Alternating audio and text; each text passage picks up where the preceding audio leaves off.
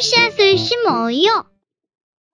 친구들, 오늘도 말씀 씨앗 심을 거예요. 오늘 말씀은 창세기 16장부터 18장까지 말씀이에요. 모두 준비됐죠? 말씀 읽겠습니다. 창세기 16장. 아브라함의 아내 사레는 아이를 낳지 못했습니다. 사레에게는 하갈이라고 하는 이집트인 여종이 있었습니다. 사레가 아브라함에게 말했습니다. 여호와께서는 내가 아이를 갖도록 허락지 아니하셨습니다. 그러니 내 여종과 잠자리를 같이 하십시오. 하갈의 몸을 빌려 아이를 가질 수 있을지도 모릅니다. 아브라함은 사레가 말한 대로 했습니다.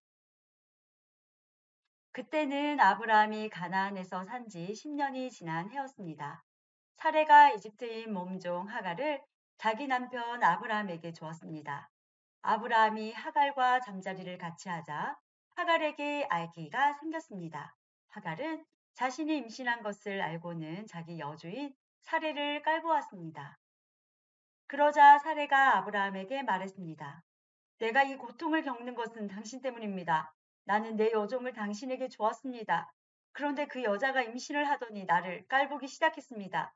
당신과 나 사이에 누가 옳은지 여호와께서 판단해 주시기 바랍니다. 아브라함이 사레에게 말했습니다. 하갈은 당신의 종이니 하갈에 대해서는 당신 마음대로 하시오.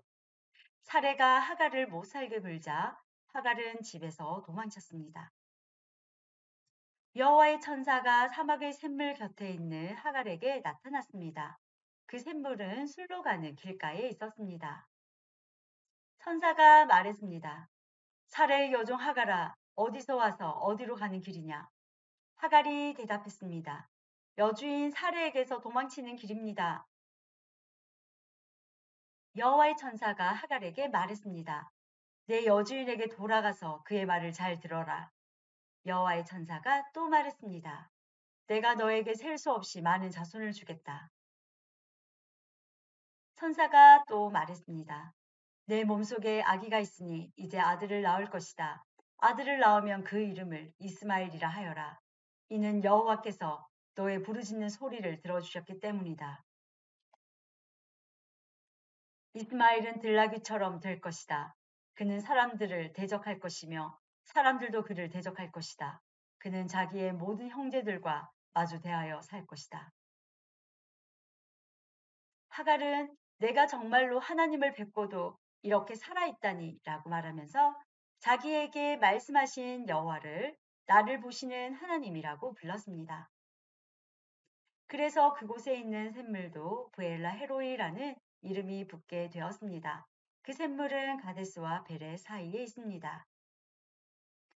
하갈이 아브라함의 아들을 낳았습니다. 아브라함은 그 아들의 이름을 이스마엘이라고 지었습니다. 하갈이 이스마엘을 낳았을 때 아브라함의 나이는 86살이었습니다. 17장. 아브라함이 99살이 되었을 때에 여호와께서 아브라함에게 나타나셔서 말씀하셨습니다. 나는 전능한 하나님이다. 내 말에 복종하며 올바르게 살아라. 내가 너와 언약을 세워 너에게 수없이 많은 자손을 주겠다. 아브라함이 땅에 엎드려 절하자 하나님께서 아브라함에게 말씀하셨습니다. 이것은 내가 너와 세우는 언약이다. 너는 여러 나라의 조상이 될 것이다. 내가 너를 여러 나라의 조상으로 만들었으니 이제부터 너의 이름은 아브라함이 아니라 아브라함이 될 것이다. 내가 너에게 많은 자손을 줄 것이다. 너를 여러 나라들 위에 세우리니 너에게서 왕들이 나올 것이다. 내가 너에게 언약을 세울 텐데 이 언약은 지금부터 내가 너와 내 모든 자손에게 세우는 언약이다. 나는 내 하나님이 되며 내 모든 자손의 하나님이 될 것이다. 너는 지금 이 가나안 땅에서 나그네로 살고 있다. 그러나 내가 이 땅 전체를 너와 내 자손에게 영원히 주며 나는 내 자손의 하나님이 되어주겠다. 하나님이 또 아브라함에게 말씀하셨습니다. 너와 내 자손은 지금부터 이 언약을 지켜야 한다. 너희 가운데 남자는 모두 할례를 받아라. 이것은 너와 내 자손과 세우는 내 언약이니 너는 이 언약을 지켜야 한다. 남자의 양피를 베어라. 이것이 나와 너희 사이에 세운 언약의 표시가 될 것이다. 지금부터 남자아이는 태어난 지 8일 만에 할례를 받을 것이다. 너희 집에서 태어난 종과 너희가 너희 자손이 아닌 외국 사람에게서 돈을 주고 산 사람도 할례를 받아야 한다. 너희 집에서 태어난 종과 너희 돈으로 산 종이 다 할례를 받아야 한다. 그래야만 너희 살 속에 새겨진 내 언약이 영원한 언약이 될 것이다. 할례 받지 않은 남자는 내 언약을 어긴 것이므로 내 백성 가운데서 제외될 것이다. 하나님께서 아브라함에게 말씀하셨습니다. 너는 내 아내의 이름을 사레라고 부르지 말고 이제부터는 사라라고 하여라. 내가 사라에게 복을 주어 너를 위해 아들을 낳게 할 것이다.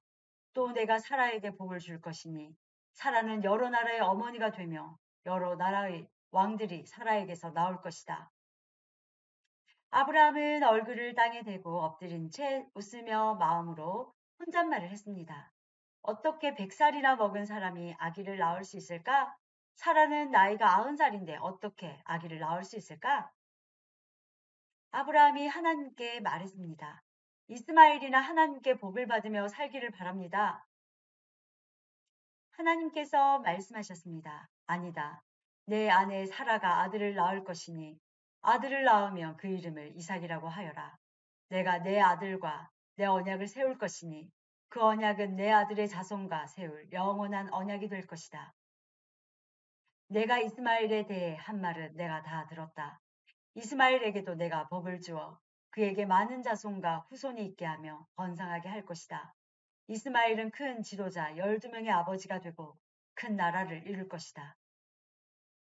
그러나 나는 내 언약을 이삭과 세운다. 이삭은 사라가 내년 이맘때쯤 나올 것이다. 하나님께서는 아브라함과 말씀을 나누신 뒤에 아브라함을 떠나 하늘로 올라가셨습니다. 아브라함은 이스마엘을 비롯해 자기 집에서 태어난 모든 남자를 불러 모았습니다. 또 돈을 주고 산 종들도 불러 모았습니다. 그날의 아브라함은 하나님께서 말씀하신 대로 자기 집의 모든 남자에게 할례를 베풀었습니다. 아브라함이 할례를 받은 때의 나이는 99살이었으며 아브라함의 아들 이스마일이 할례를 받은 때의 나이는 13살이었습니다. 아브라함과 그의 아들 이스마일은 같은 날에 할례를 받았습니다. 그리고 아브라함의 집에 있던 모든 남자들도 같은 날에 할례를 받았습니다. 아브라함의 집에서 태어난 종과 다른 나라 사람에게서 돈을 주고 산 종들도 다 할례를 받았습니다. 18장 여호와께서 마므레의 커다란 나무들 가까운 곳에서 아브라함에게 다시 나타나셨습니다. 그때의 아브라함은 자기 장막 문에 앉아 있었습니다. 그때는 가장 더운 한낮이었습니다. 아브라함이 눈을 들어보니 세 사람이 자기 가까이에 서 있었습니다. 아브라함은 그들을 보고 자기 장막에서 달려나와 땅에 엎드려 그들을 맞이했습니다. 아브라함이 말했습니다. 내 주여, 저를 좋게 여기신다면 주의 종 곁을 그냥 지나가지 마십시오. 제가 여러분 모두의 발 씻을 물을 가지고 올 테니 발을 씻으신 뒤에 나무 아래에서 좀 쉬십시오. 제가 음식을 조금 가져올 테니 드시고 기운을 차리신 다음에 다시 길을 떠나도록 하십시오. 세 사람이 말했습니다. 좋소, 당신 말대로 하겠소. 아브라함이 급히 장막으로 달려가 사라에게 말했습니다. 빨리 밀가루 세 쌀을 반죽해서 빵을 만드시오. 그리고 아브라함은 짐승들이 있는 곳으로 달려가 아주 좋은 송아지 한 마리를 끌어다가 종에게 주었습니다. 종은 급히 그 송아지를 잡아서 요리를 했습니다. 아브라함은 세 사람에게 송아지 요리와 버터와 우유를 대접했습니다. 세 사람이 음식을 먹는 동안 아브라함은 나무 아래에 서서 그들의 시중을 들었습니다. 세 사람이 아브라함에게 물었습니다. 당신 아내 사라는 어디에 있어?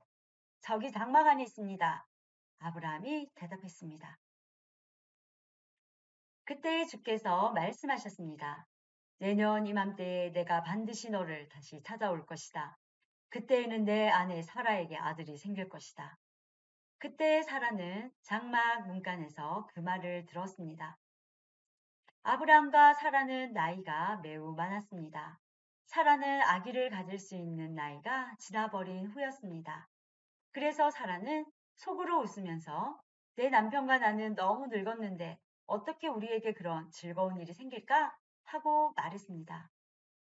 그때 여호와께서 아브라함에게 말씀하셨습니다. 사라가 왜 웃느냐? 어찌하여 내가 늙었는데 어떻게 아이를 낳을 수 있을까 하느냐? 나 여호와가 하지 못할 일이 어디에 있느냐? 내년 이맘때에 내가 다시 너를 찾아올 것이다. 그때에는 사라에게 아들이 생길 것이다. 사라는 두려워져서 거짓말을 했습니다. 저는 웃지 않았습니다. 그러자 주께서 말씀하셨습니다. 아니다, 너는 웃었다. 세 사람은 거기를 떠나 소돔을 향했습니다. 아브라함은 그들을 배웅하기 위해 얼마쯤 그들과 같이 걸었습니다. 여호와께서 말씀하셨습니다. 내가 지금 하려고 하는 일을 어떻게 아브라함에게 숨기겠느냐?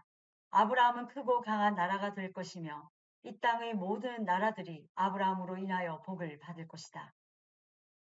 나는 아브라함이 자기 자녀들과 자손들을 가르쳐 여호와의 길을 잘 따르게 하기 위해 그를 선택했다.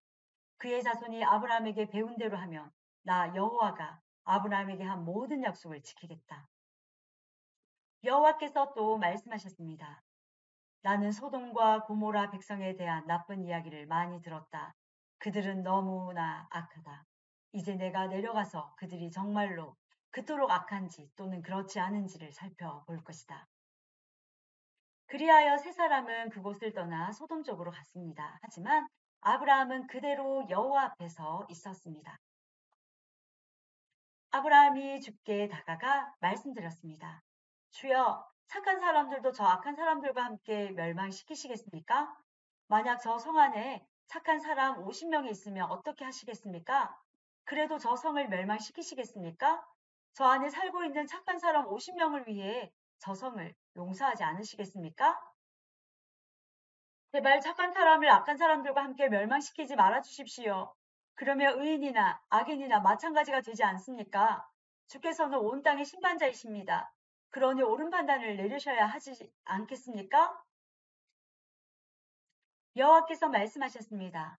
만약 저 소돔성 안에 착한 사람 50명이 있다면 그들 보아서라도 저 성 전체를 구원해 줄 것이다. 그러자 아브라함이 말했습니다. 저는 먼지나 재에 지나지 않지만 감히 주께 말씀드리겠습니다. 만약 저 성 안에 착한 사람이 45명밖에 없다면 어떻게 하시겠습니까? 5명이 부족하다고 해서 저 성 전체를 멸망시키시겠습니까? 여호와께서 말씀하셨습니다. 만약 저 성 안에 착한 사람 45명이 있다면 저 성을 멸망시키지 않을 것이다. 아브라함이 또 여호와께 말했습니다. 만약 착한 사람이 40명밖에 없다면 어떻게 하시겠습니까? 여호와께서 말씀하셨습니다. 착한 사람이 40명만 있어도 저 성을 멸망시키지 않을 것이다. 아브라함이 또 여호와께 말했습니다. 주여 노하지 마시고 제가 드리는 말씀을 들어주십시오. 만약 저 성 안에 착한 사람이 30명밖에 없다면 어떻게 하시겠습니까? 주께서 말씀하셨습니다. 착한 사람이 30명만 있어도 저 성을 멸망시키지 않을 것이다. 아브라함이 또 여호와께 말했습니다. 감히 주께 말씀드립니다. 만약 착한 사람이 20명 있다면 어떻게 하시겠습니까? 여호와께서 말씀하셨습니다. 착한 사람이 20명만 있어도 저 성을 멸망시키지 않을 것이다. 아브라함이 또 여호와께 말했습니다. 주여 노하지 마시고 마지막으로 한 번만 더 말씀드리게 해주십시오. 만약 10명이 있으면 어떻게 하시겠습니까? 여호와께서 말씀하셨습니다. 착한 사람이 10명만 있어도 저 성을 멸망시키지 않을 것이다. 여호와께서는 아브라함과 말씀을 마치신 뒤에 그곳을 떠나셨습니다. 아브라함도 자기 집으로 돌아갔습니다. 오늘 말씀 못 읽었어요? 내일 이 시간 우리 또 만나요.